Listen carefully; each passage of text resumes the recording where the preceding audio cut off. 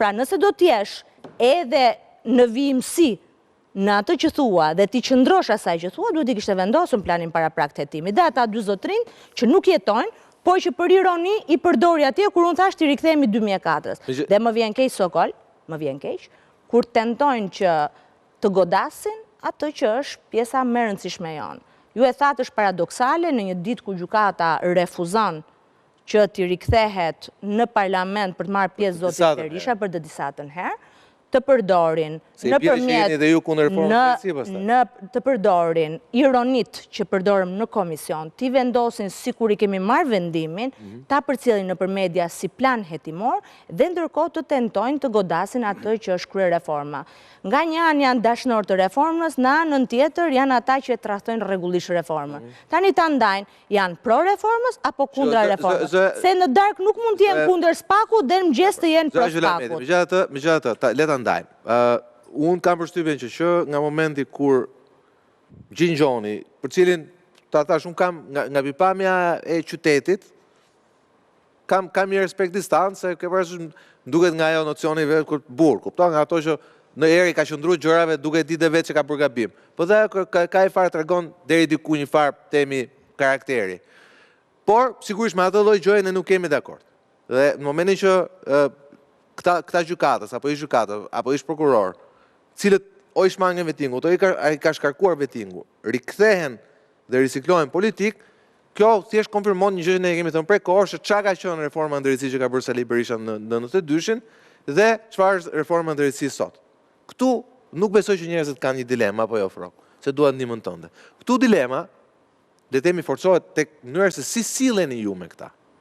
Sepse ju ndryshuat një gjë, për cilën vetë ta që ju po e bënit mirë. Në fakt, ju nuk po bënit asnjë gjë, ju shkonit parlament miratonit ligje. Ata dishin karrige. Ata i binin bitbilave, ata ju godisin kolegët e tjerë të linjës më të moderuar. Dhe befas kjo gjëja ndryshoi. Në këtë studio unë kam pasur përfaqësues mazhorancës, cilët kanë thënë që ndoshta politika penale edhe ndaj figurave që kanë pasur një kontribut e tjerë nuk mund të jetë kaq e ashpër. Një referencë drejt për drejt për të lehtësuar themi pozicionin ndaj Sali Berishës. Dhe prandaj ndoshta në sekondat e para kur themi besoj deputet opozitës e shpërndan atë qarkoren, fillimisht u besuaj, edhe zonja Gjylameti pra do që që Sali Berisha t'ikë nga i balkon, se le ta themi troç, dale nga balkonet dhe futen në konvent, ja zgjat automatikisht mandatin zoti Berisha, i cili me datën 30 qershor përballet me realitet tjetër. Duhet t'i liroj vendin dikujt tjetër. Prandaj në sekondat e para Frok u besua që çka ka thënë Gjylameti, ndoshta është e vërtetë, ndoshta duan vërtet ta riciklojnë Sali Berishën. Po kjo është një ta thash, nuk është e vërtetë, unë që në sekondat e para e dija që nuk është e vërtetë, se kisha dëgjuar Berinën kur e kishte thënë dhe ironinë e saj, sarkazmin e saj, por u besua. Pse u besua? Sepse nga pala tjetër, pra nga socialistët, shikohen her pas here disa shenja le të themi tolerance ndaj gjërave të parregullta, sot toleranca duhet të jetë në skenën politike, po ndaj sjelljeve të parregullta. Pra, siç u duk një dakordsi e cila u bë, sepse nuk po e përballonin dot sherrin apo dhunën që vinte nga krahu tjetër. Këtë dësha thoja që gjithkohës vërtitet një tymnaj e këtij lloji, e lloj që Edi Rama i ka lëshuar të vetët, që Edi Rama po bashkëpunon në gjunjë me non-gratën, që në fundit ndëshkohen vetëm majoranca dhe nuk ndëshkohet Përkundazi, t'i lirojmë, t'i kthejmë parlament. T'i kthejmë, s'ka bërë gjë Sali Berisha sepse deshte të vriste shokët e vet në 8 janar, nuk ka bërë gjë Sali Berisha sepse furnizon gjithë dunjan me para në avokatur, në protesta masive, etj. Kjo është një gjë që edhe vetë majoranca dhe ne duhet ta presim për të thënë vërtetën. Jo naivitetin, sigurisht jo naivitetin e njerëzve të cilët pak marrin vesh nga shtet formimi. Ky është problemi i edukimit.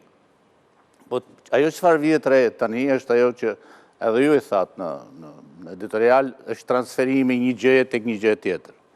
Do me thënë, ne po përjetojmë valën e dytë të Berishës. Vala e parë ishte include gjithë veprën e tij e cila e çoi deri në ndërshkimin nga Shtetet e Bashkuara të Amerikës e pastaj nga ligji, që është një valë tmerrsisht më e rëndë se sa ata të vulkaneve që djegin gjithçka. Dhe vala e dytë është përpjekja e njerëzve të tij për ta sjellë në skenë. Kjo është më e rënda. Gjithë popujt e botës, shkurt po e them që e kanë kaluar këtë lloj vale, i kanë qenë në gatishmëri për të pritur njerëzit e dhunës, njerëzit shumë të dhunshëm për shtetet e tyre, ju mos përmendim emra, sot e kësaj dite nuk lejohet të kandidojnë në punë publike. Kushëri... Ke Beppe Grillo në Itali që megjithëse është kryetare e një partie shumë të fuqishme, nuk kandidon sot për shkak një aksidenti që e ka bërë. Pikërisht. Aksident rrugor. Kjo vjen që në fund që nga Greqia e lashtë. Në Greqinë e lashtë dënoheshin zjarrvënësit e qytetit, por dënoheshin të mos i përmendet më emri. Ky ishte dënimi më i madh dhe sepse i shoftë emri, sepse që këtu fillon përsëri riciklimi i tyre.